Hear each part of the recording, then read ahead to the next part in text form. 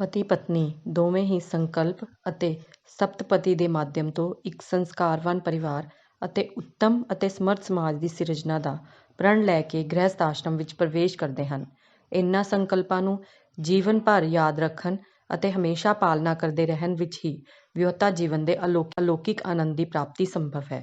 ਪੰਡਿਤ ਸ਼੍ਰੀ ਰਾਮ ਸ਼ਰਮਾ ਆਚਾਰੀਆ। ਪੁਸਤਕ ਦਾ ਨਾਮ ਵਿਆਹੁਤਾ ਜੀਵਨ ਦਾ ਅਲੌਕਿਕ ਆਨੰਦ। ਪੁਸਤਕ ਦੀ ਜਾਣਕਾਰੀ।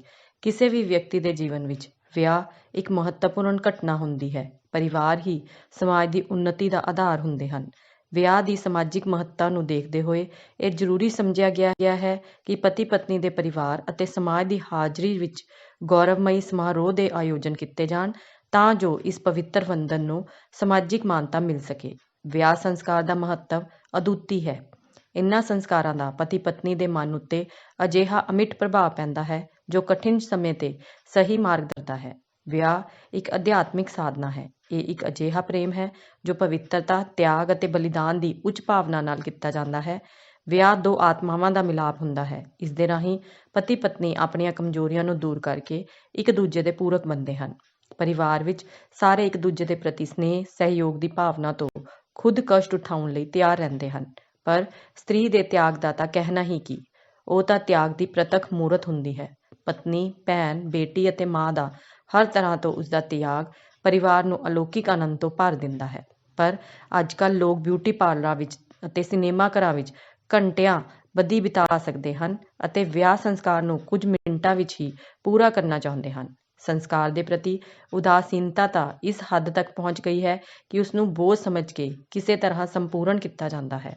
ਉਸ ਸਮੇਂ ਦੋਸਤ, ਸੰਬੰਧੀ ਅਤੇ ਇੱਥੋਂ ਤੱਕ ਪਤੀ ਪਤਨੀ ਵੀ ਹਾਸੇ ਮਜ਼ਾਕ ਵਿੱਚ ਡੁੱਬੇ ਰਹਿੰਦੇ ਹਨ।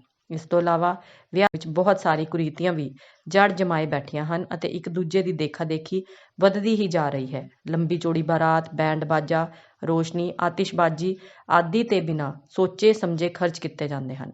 ਪੰਡਾਲ ਦੀ ਸਜਾਵਟ, ਦਾਵਤ ਆਦਿ ਤੇ ਬੇਤਹਾਸ਼ਾ ਖਰਚ ਕਰਨ ਦੀ ਹੋੜ ਰਹਿੰਦੀ ਹੈ, ਭਾਵੇਂ ਉਸਦੇ ਲਈ ਕਰਜ਼ਾ ਹੀ ਕਿਉਂ ਨਾ ਲੈਣਾ ਪਵੇ। ਇਸ ਤਰ੍ਹਾਂ ਵਿਆਹ ਇੱਕ ਗੌਰਵਮਈ, ਸੁੰਦਰ ਅਤੇ ਪਵਿੱਤਰ ਸੰਸਕਾਰ ਨਹੀਂ ਰਿਹਾ, ਸਗੋਂ ਇੱਕ ਉਛਲ ਕੂਦ ਦਾ ਰੂਪ ਧਾਰਨ ਕਰਦਾ ਜਾ ਰਿਹਾ ਹੈ। ਇਹੀ ਕਾਰਨ ਹੈ ਕਿ ਅੱਜ ਵਿਆਹੁਤਾ ਜੀਵਨ ਅਸ਼ਾਂਤੀ ਅਤੇ ਕਲੇਸ਼ ਤੋਂ ਭਰਿਆ ਹੋਇਆ ਹੈ ਅਤੇ ਦਿਨੋ ਦਿਨ ਲੋਕ ਆਪਣਾ ਇਹ ਅਧਿਆਤਮਿਕ ਸੰਬੰਧ ਤੋੜਦੇ ਦਿਖਾਈ ਦਿੰਦੇ ਹਨ। ਤੁਹਾਡੇ ਸਾਹਮਣੇ ਪੇਸ਼ ਹੈ ਇਹ ਪੁਸਤਕ ਜੋ ਵਿਅਕਤੀ ਅਤੇ ਸਮਾਜ ਨੂੰ ਜੋੜਨ ਵਾਲੀ ਪਰਿਵਾਰ ਸੰਸਥਾ ਨੂੰ ਅਲੌਕਿਕ, ਆਨੰਦਮਈ ਬਣਾਉਣ ਦੇ ਸੂਤਰ ਸਮਝਾਉਂਦੀ ਹੈ। ਪੁਸਤਕ ਦੇ ਕੁਝ ਅੰਸ਼। ਬ੍ਰਹਮਚਰਿਆ, ਵਾਨਪ੍ਰਸਥ ਅਤੇ ਸੰਨਿਆਸ। ਇਨ੍ਹਾਂ ਤਿੰਨਾਂ ਆਸ਼ਰਮਾਂ ਦਾ ਉਦੇਸ਼ ਇਹੀ ਹੈ ਕਿ ਗ੍ਰਹਿਸਥ ਆਸ਼ਰਮ ਨੂੰ ਸਹੀ ਢੰਗ ਤੋਂ ਵਿਵਸਥਿਤ, ਖੁਸ਼ਹਾਲ ਅਤੇ ਸੁਖ ਸ਼ਾਂਤੀ ਤੋਂ ਭਰਪੂਰ ਬਣਾਇਆ ਜਾਵੇ। ਗ੍ਰਹਿਸਥ ਆਸ਼ਰਮ ਨੂੰ 4 ਆਸ਼ਰਮਾਂ ਵਿੱਚ ਸਭ ਤੋਂ ਮਹੱਤਵਪੂਰਨ ਕਿਹਾ ਗਿਆ ਹੈ। ਗ੍ਰਹਿਸਥ ਇੱਕ ਅਜਿਹਾ ਤਪੋਵਨ ਹੈ ਜਿਸ ਵਿੱਚ ਸੰਯਮ, ਸੇਵਾ, ਸਹਿਣਸ਼ੀਲਤਾ ਦੀ ਸਾਧਨਾ ਕਰਨੀ ਪੈਂਦੀ ਹੈ। ਇਸ ਵਿੱਚ ਪਰਮਾਰਥ, ਪ੍ਰੇਮ, ਸੇਵਾ, ਸਹਾਇਤਾ, ਤਿਆਗ, ਉਦਾਰਤਾ ਆਦਿ ਨੂੰ ਅਪਣਾਉਣਾ ਪੈਂਦਾ ਹੈ। ਦੋ ਪ੍ਰਾਣੀ ਆਪਣੀ ਵੱਖਰੀ ਹੋਂਦ ਦਾ ਤਿਆਗ ਕਰਕੇ ਇਕਸੁਰਤਾ ਵਾਲੀ ਇਕਾਈ ਦਾ ਨਿਰਮਾਣ ਕਰਦੇ ਹਨ। ਸਵਾਰਥ, ਲੋਭ, ਮੋਹ, ਹੰਕਾਰ ਆਦਿ ਨੂੰ ਤਿਆਗ ਕੇ ਇੱਕ ਦੂਜੇ ਦੇ ਪ੍ਰਤੀ ਸਹਿਣਸ਼ੀਲਤਾ ਦੀ ਭਾਵਨਾ ਵਿਕਸਿਤ ਕਰਨੀ ਹੁੰਦੀ ਹੈ।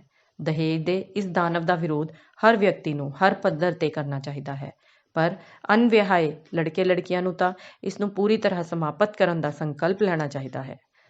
ਕੰਨਿਆਦਾਨ ਦਾ ਅਸਲ ਅਰਥ ਇਹ ਹੈ ਕਿ ਲੜਕੀ ਦੀ ਸਾਂਭ ਸੰਭਾਲ, ਸੁਰੱਖਿਆ, ਸੁਖ ਸ਼ਾਂਤੀ, ਆਨੰਦ ਹੁਲਾਸ ਆਦਿ ਦੀ ਜ਼ਿੰਮੇਵਾਰੀ ਅੱਜ ਤੱਕ ਉਸਦੇ ਮਾਤਾ ਪਿਤਾ ਜਾਂ ਸਰਪ੍ਰਸਤਾਂ ਦੀ ਸੀ। ਉਸਦੀ ਜ਼ਿੰਮੇਵਾਰੀ ਹੁਣ ਲੜਕੇ ਅਤੇ ਉਸਦੇ ਪਰਿਵਾਰ ਨੂੰ ਸੌਂਪ ਦਿੱਤੀ ਜਾਂਦੀ ਹੈ।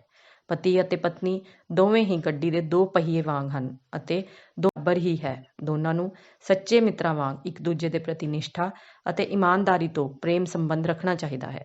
ਸਮਾਜ ਵਿੱਚ ਫੈਲੀਆਂ ਕੁਰੀਤੀਆਂ, ਨਸ਼ਿਆਂ, ਮਾੜੀ ਆਦਤਾਂ, ਕੁਸੰਸਕਾਰਾਂ ਅਤੇ ਕੁਪ੍ਰਥਾਵਾਂ ਨੂੰ ਦੂਰ ਕਰਨ ਵਿੱਚ ਸਮਾਜ ਦੇ ਹਰੇਕ ਜਾਗਰੂਕ ਨਾਗਰਿਕ ਨੂੰ ਆਪਣੀ ਪੂਰੀ ਸ਼ਕਤੀ ਨਾਲ ਯਤਨ ਕਰਨਾ ਚਾਹੀਦਾ ਹੈ। ਵਿਆਹ ਨਾਲ ਜੁੜੀਆਂ ਕੁਰੀਤੀਆਂ ਨੂੰ ਤਾਂ ਪੂਰੀ ਤਰ੍ਹਾਂ ਖਤਮ ਕਰਨ ਦਾ ਪ੍ਰਣ ਲੈਣਾ ਚਾਹੀਦਾ ਹੈ। ਪੁਸਤਕ ਦੇ ਕੁਝ ਬਿੰਦੂ।